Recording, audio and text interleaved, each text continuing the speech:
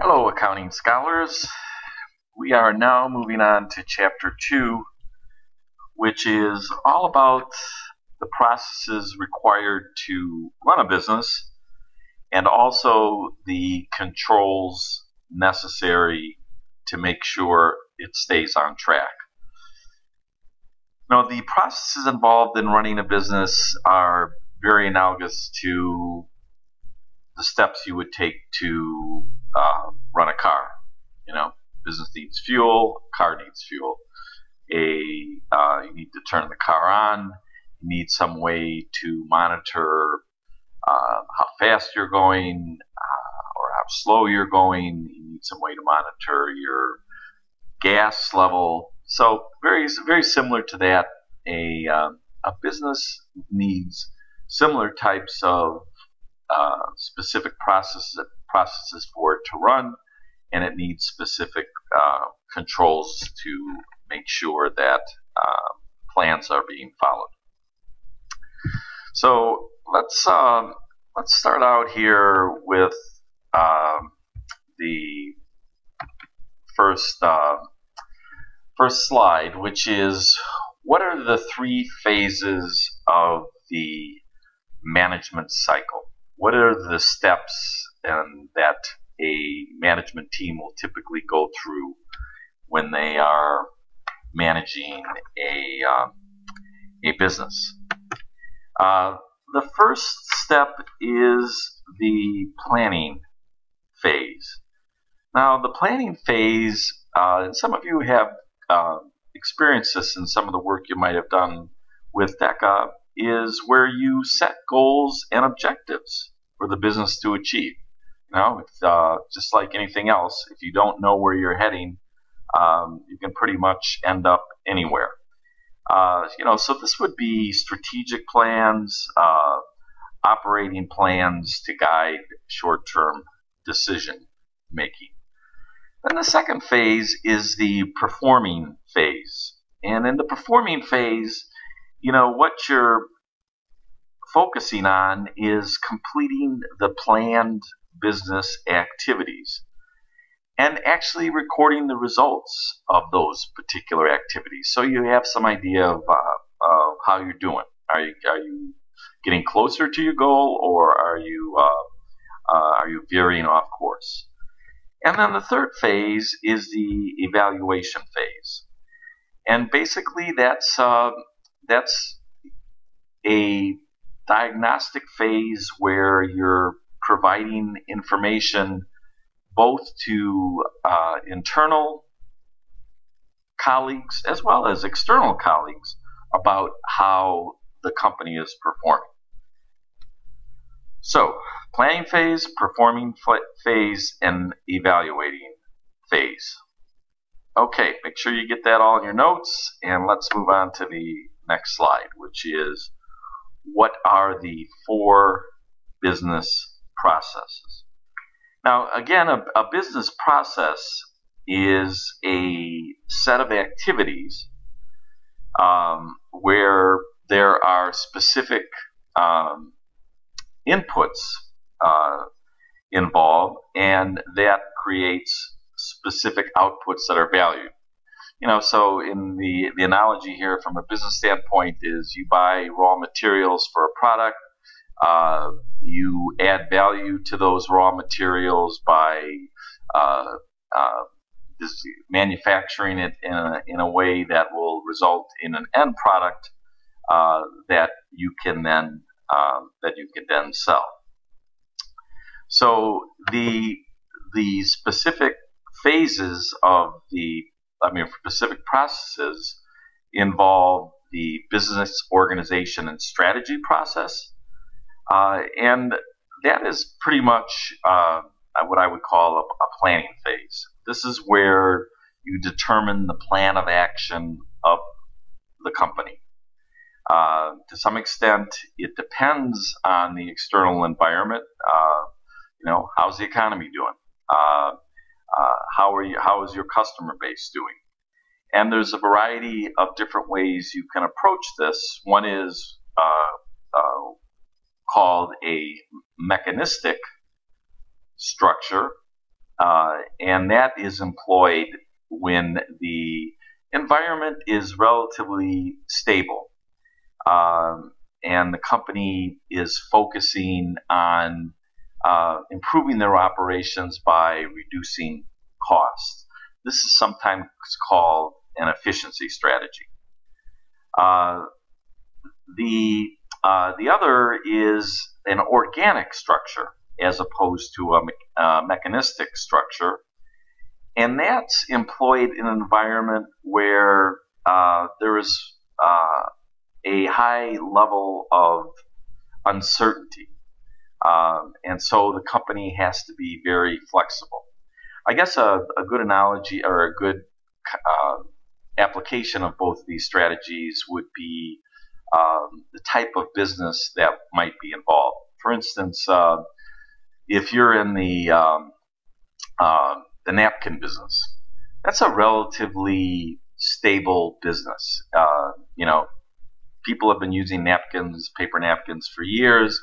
The competitive environment is reasonably stable. The market is reasonably stable. So you'd probably be focusing on a mechanistic structure where you can employ an efficiency strategy to reduce costs. On the other hand, if you had a startup business with a new product and a new technology, that would be a organic flexibility strategy. Okay, so the second business processes are called operating processes. And again, these are profit-making opportunities where you're going to actually be implementing your specific plan. For instance, this could involve marketing and sales, hiring of salespeople, training of salespeople, collecting funds from your customers when they buy your product, as well as customer service processes. A second operating process is the conversion process, where you're actually taking raw materials and converting those to a final product. And the third is a third particular sub-segment of an operating process is actually the purchasing function, the human resource function, which you're very familiar with, and things of that nature. We're pretty much going to focus on the first half of the book on operating processes. Okay, so the next one is the capital resource process, where you are specifically focusing on the financing and investing activities of business. We talked a little bit about this. This is where you determine how you're going to fund your business. Is the funding going to come from yourself? Is the funding going to come from banks? Is the funding going to come from stock offerings? Okay, and the last one is the performance measurement and management process. This is the analogous to the speedometer and the gas gauge. How fast is the car going, and how much fuel is it using? So these are measurements that are used to keep score. It's what's called a balanced scorecard approach, which translates into financial and non-financial ways to measure your business. A balanced scorecard is traditionally viewed as a holistic approach, as we mentioned earlier, to planning and evaluating performance. Okay, so those are the 4 business processes. We're now going to move on into how does the external environment impact a strategy. First of all, there's a variety of different environments that you may be exposed to. The environments could be a relatively certain external environment. Again, the analogy here would be the example of a napkin business. Not much has changed technology-wise, not much has changed in terms of your competition. So that would be a way to focus on reducing costs because you're in a relatively certain external environment. On the other hand, a relatively uncertain external environment is going to involve a situation where you are in uncharted territory, an environment where you're placed in a situation that is unfamiliar to you. The markets are unfamiliar to you, the products are unfamiliar to you, the technology is unfamiliar to you. And so this, again, would be analogous to an environment for a new startup business.